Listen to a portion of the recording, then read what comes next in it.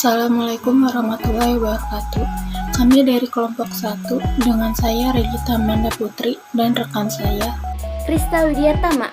Di sini kami akan menjelaskan tentang isu-isu terkini dalam bisnis kontemporer.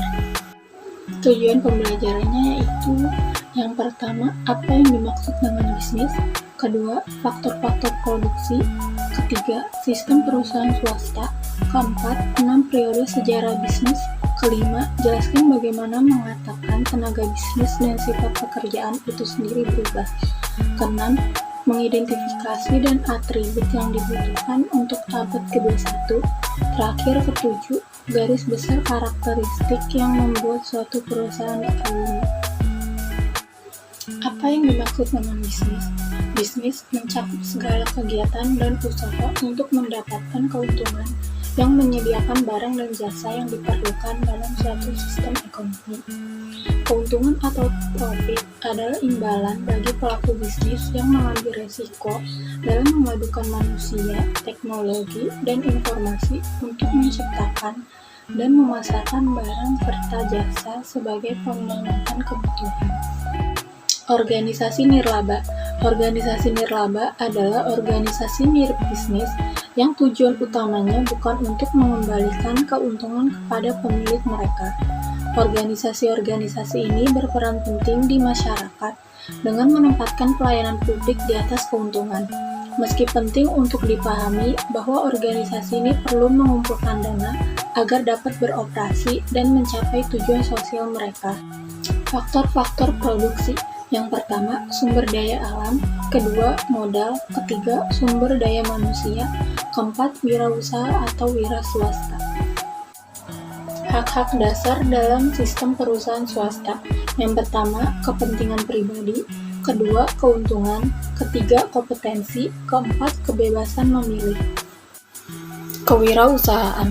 Seorang pengusaha mengambil resiko dalam sistem perusahaan swasta. Para individu yang menyadari peluang pasar bebas untuk menggunakan modal, waktu, dan bakat mereka untuk mengejar peluang-peluang itu demi keuntungan. Melihat peluang yang berpotensi menguntungkan. Merancang rencana untuk mencapai kesuksesan di pasar dan mendapatkan keuntungan tersebut. Memberikan inovasi. 6 periode sejarah bisnis. Era kolonial. Sebagian besar agrikultur sebelum tahun 1776. Revolusi industri, sebagian besar agrikultur pada tahun 1760 sampai 1850. Wirausaha industrial, kemajuan teknologi dan kenaikan permintaan barang-barang manufaktur membuka peluang besar bagi wirausaha. Akhir 1800-an. Produksi. Penekanan pada produksi lebih banyak barang secara lebih cepat membuka inovasi produk seperti lini perakitan sepanjang 1920-an.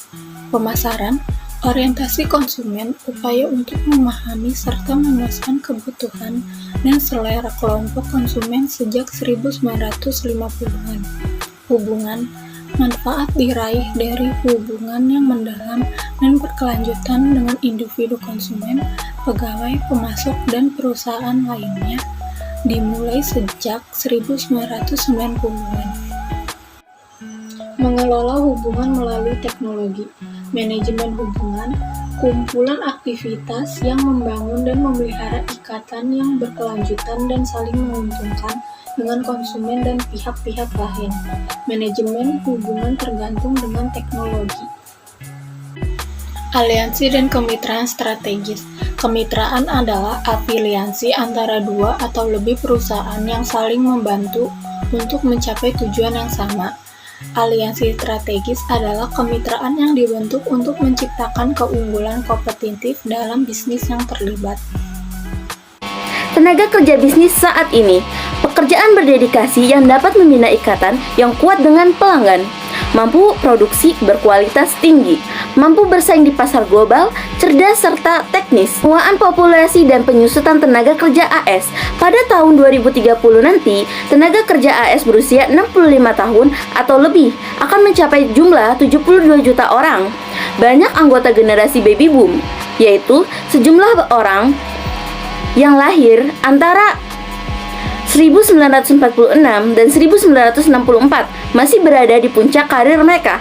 Teknologi yang semakin canggih menambah tantangan bagi pemberi kerja karena mengharuskan pegawai untuk memiliki banyak keahlian canggih. Perubahan tenaga kerja, penyusutan kelompok atau keragaman tenaga kerja. Sebagian ekonom memprediksi bahwa angkatan kerja AS akan berkurang sebanyak 10 juta orang. Dua populasi etnis dengan pertumbuhan terpesat adalah etnis Hispanik dan Asia. Keragaman memadukan para individu dari gender, latar belakang, etnis, budaya, agama, usia, serta kemampuan fisik dan mental yang berbeda dapat meningkatkan peluang sukses perusahaan. Perubahan tenaga kerja pengalihan dayaan. Outsourcing atau pengalihan dayaan, yaitu menggunakan jasa perusahaan luar negeri untuk memproduksi barang atau melaksanakan pelayanan dan fungsi sebelumnya ditangani di dalam perusahaan atau di dalam negeri. Outsourcing adalah relokasi proses bisnis ke lokasi yang lebih murah di luar negeri. Perubahan tenaga kerja, fleksibilitas, dan inovasi melalui kolaborasi. Tenaga kerja muda khususnya kini mencari selain gaya hidup, pekerjaan lebih penting daripada hal lain. Telekomunikasi dan berbagai pekerjaan, pegawai sementara dan paruh waktu atau part-time. Kolaborasi menggantikan bekerja sendiri. Pengambilan resiko dan inovasi. Manajer abad ke-21 berpikir kritis, kemampuan untuk menganalisis dan menilai informasi untuk menemukan masalah atau peluang. Kreativitas, kemampuan mengembangkan solusi baru bagi masalah organisasi yang tampak. Memimpin perubahan. Visi, kemampuan untuk melihat kebutuhan pasar dan apa yang harus dilakukan sebuah organisasi untuk memenuhinya. Pentingnya pemikiran kritis dan kreativitas.